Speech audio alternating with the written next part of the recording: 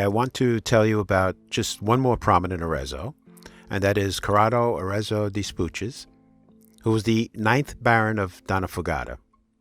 Ending with Corrado would seem appropriate, as he thrived at a time when feudalism and the aristocratic way of life was coming to an end. It was also a turbulent time in Sicily, with numerous rebellions and revolts against the Bourbon monarchy, and Corrado was smack dab in the middle of it all. But first, a little history. The Donnafugata fiefdom, which is 9 miles west of Ragusa, belonged to the crown until the 15th century, when it passed to the Cabrera family, who then sold it in the 1600s to Giovanni Arezzo, who became the first Baron of Donnafugata. There was a 14th century watchtower on the land where the Arezzo family decided to build a summer home to better manage their agricultural interest.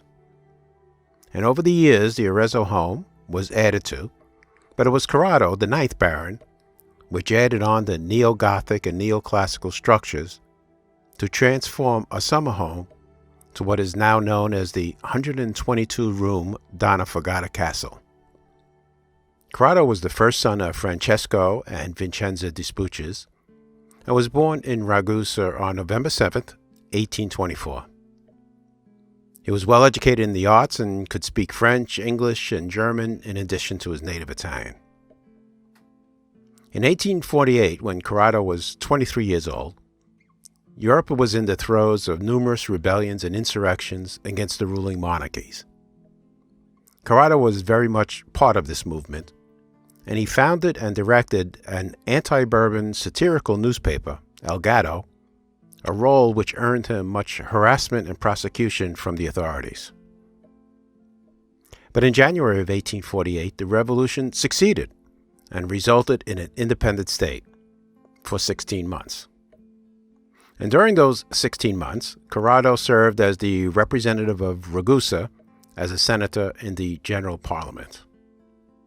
And though this new state lasted only 16 months, the liberal constitution that survived led to the eventual end of the Bourbon rule and Italian unification in 1860.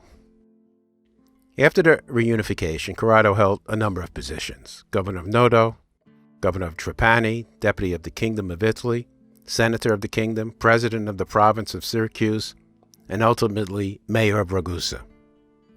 From 1860 to 1890, he was considered the most important politician in southeastern Sicily.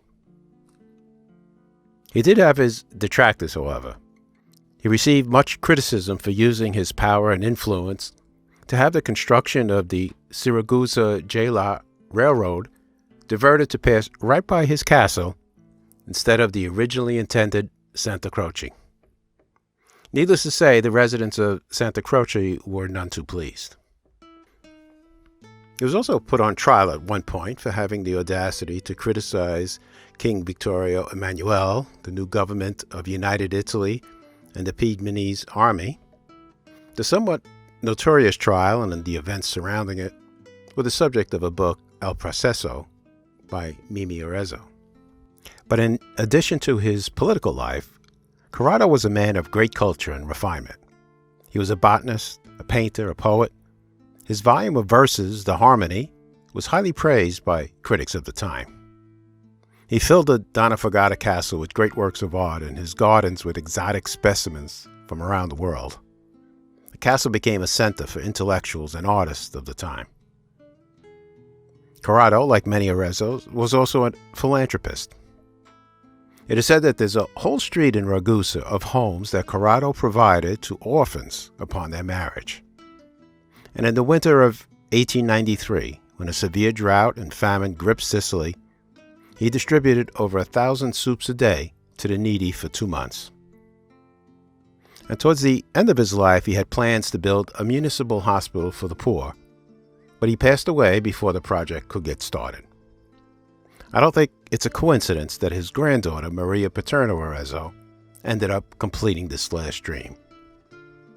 Corrado spent the last years of his life in the castle and died on December 27, 1895, at the age of 71. Corrado Arezzo de Spucches, 9th Baron of Donnafugata, 1824 to 1895.